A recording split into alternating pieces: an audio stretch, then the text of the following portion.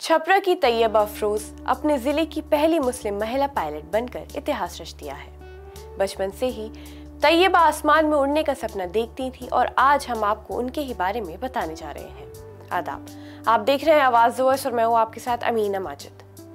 बचपन में बिहार की सड़कों पर दौड़ते वाहनों को देख तैयबा अफरोज अक्सर अपने पिता से कहती थी कि कार, बाइक और बस कैसे चलती है, मैं भी चलाना चाहती हूँ। और आज वो ही बेटी पायलट बन गई है, आसमां में हवाई जहाज उड़ाती है। तैयबा सारण के एक छोटे से गांव जलालपुर की रहने वाली है। उन्होंने अपनी शुरुआती पढ़ाई अपने जिले के स्कूल से हासिल की। तैयबा ने अपने पिता से जिद की कि वो पायलट बनना चाहती है, लेकिन ये सपना एक साधारण परिवार के लिए पूरा करना काफी मुश्किल था।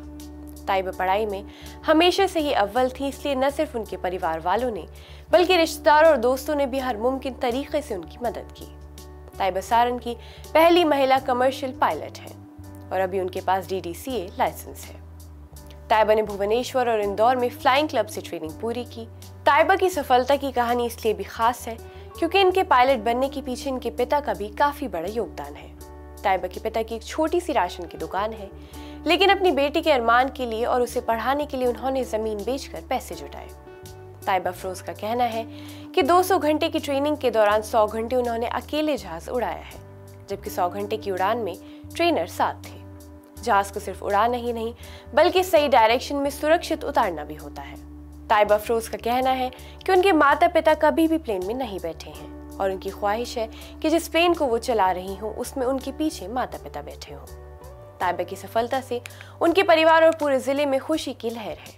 उनके माता पिता ने कहा है कि वो अपनी बेटी पर बहुत गर्व करते हैं और उन्होंने कहा कि तैयबा की सफलता से और लड़कियों को भी प्रेरणा मिलेगी ताकि वो भी अपने सपनों को पूरा करने के लिए आगे बढ़ सकें।